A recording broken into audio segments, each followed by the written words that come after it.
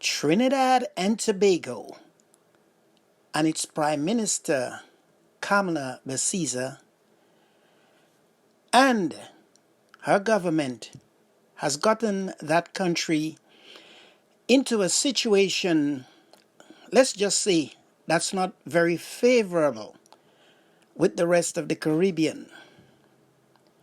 Sometimes I wonder, do people think before they do things? Well, the lady I'm about to present to you seems to be a lady that is thinking. She's going to explain what she thinks is the repercussions of the situation that Trinidad and Tobago Prime Minister has gotten her country into. Remember, anything you do, there is consequences and repercussions. As always, listen to the lady, join us in the comment section, and don't forget to like, share, and subscribe. See you on the next one. Pleasant good day, Trinidad and Tobago. Now, as promised, I said that I would come back with a video pointing out the repercussions if US invades Venezuela. What would happen to Trinidad and Tobago? So I was going to give you a short version, but I changed my mind. I've given only a little lengthy version of it, right? Because shortening it, I think it would do the message an injustice. So doing my little research, this is what I came up. Now, due to the support that Trinidad and Tobago government has been given to the US on the invasion of Venezuela, we would have immediate security and military threats. Direct risk of attack. Venezuela could target Trinidad oil and gas infrastructure, especially platforms near the maritime border, or even military or communication sites using missiles, drone, or naval forces. Civilian danger. Any strike, even limited, could endanger civilians in South and East Trinidad, given the proximity of less than 15 kilometers from Venezuela at some points. Emergency measures. Trinidad and Tobago would likely have to declare a state of emergency, activate Coast Guard and Air Guard patrols, and request protection or support from the US or regional allies. Now, another aspect that we have to look at is the US and allied involvement. Since Trinidad and Tobago be considered a partner or ally, the US would almost certainly defend or station forces in Trinidad and Tobago, possibly radar system and naval vessels or rapid deployment units. This would make Trinidad and Tobago a strategic military location, but also a military target for Venezuela. Are you hearing that, right? I hope you're listening. It would make a historic shift. Trinidad and Tobago moving from neutrality to becoming a part of a wartime coalition. Then we would have the economic fallout, energy sector disruption. Trinidad Atlantic LNG plant, oil refineries, and ports could become target or be shut down for safety. Investors' flight. Multinationals would evacuate personnel and suspend operation. Tourism collapse. Flights, cruises, and cargo shipping would halt. Regional travel would freeze. Inflation and shortages, with trade disputed, food, fuel, and medicine shortages could emerge rapidly. Then we go to the humanitarian and civil impact. Mass evacuations. People living in areas like Point Fortin, Cedros, or Icacos might need to evacuate inland. Refugees reversal. Instead of Venezuelan fleeing to Trinidad and Tobago, some Trinidadians might have to flee north to Grenada or Barbados.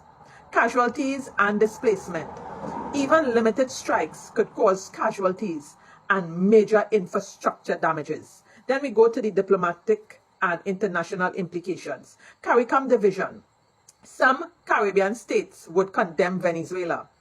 Others might call for peace, splitting the region politically. But where the CARICOM is concerned, we are only seeing Trinidad and Tobago, who is backing the US with this invasion into Venezuela. So we have the UN involvement. The UN and OAS would likely intervene diplomatically to prevent escalation. Trinidad and Tobago reputation. Trinidad would no longer be seen as a neutral Caribbean mediator. It would be viewed as aligned with US military interests. And then we have the long-term consequences. Post-war instability. Even after a ceasefire, Trinidad might face economic depression, militarization, and new regional rivalries. Social trauma, war panic, propaganda, and grief could shake public trust in government and institutions. Shift in alliances. Trinidad and Tobago might draw closer to US and NATO structures, ending its traditionally balanced foreign policy. So let me summarize this for you. If Venezuela strikes or even threatens Trinidad because it sided with the US, security risk, risk of direct attack, and militarization. Economy, collapse of trade, energy production, and tourism. Society, fear, displacement, and crisis management. Diplomacy, Trinidad would lose neutrality and be drawn deeper into global conflict. So Trinidad and Tobago, this is what happens when you chuck war, when you encourage a war.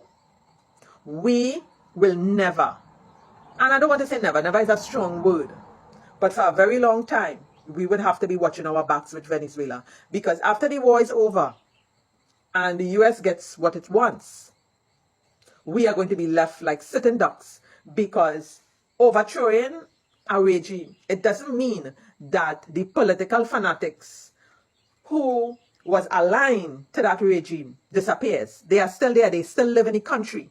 And Kamala and the people of Trinidad and Tobago, we will always have to be watching our backs with the Venezuelans. So, Trinidad and Tobago, keep sitting down. Keep taking this thing as a joke, right? The joke is on us now. And we have to survive after this shit is over. So I want you all to ponder on what I said. And please speak out on what the US and what Kamala Persad-Bissessar is doing to our Caribbean, to our beautiful islands. Speak out on it. You all need to get up, stand up, and start to ask for accountability. Start to ask questions. And we have to ask it even harder, because I know some of you have been asking the questions. You all want the answers to your questions that you have been asking, but we can't move forward. We are in a cycle of SOE situation where people cannot even go out and march. And I am wondering, is dictatorship already in the door? Not at the door knocking, you know. It is already, the door has already been opened and dictatorship is in. Trinidad and Tobago, I smell dictatorship. And this is something I've been telling you all a while also. When you allow certain things to happen, dictatorship steps in. There is always a trail to show you what is going to happen next. It is going to tell you what is going to happen next. And I have seen the trail since early this year. I have seen the trail and I've mentioned it to you all, but it went over some of all your head, right? All you never believed that Trinidad will become a dictatorship nation. But the door has been opened for dictatorship and they are walking in. Just like they did in Parliament with the budget debate that lasted just a mere few hours, right? So I will not dive further. Trinidad and Tobago, have a pleasant day and just be cautious of your surroundings. On my side, there are a lot of helicopters during the day flying for the past few days.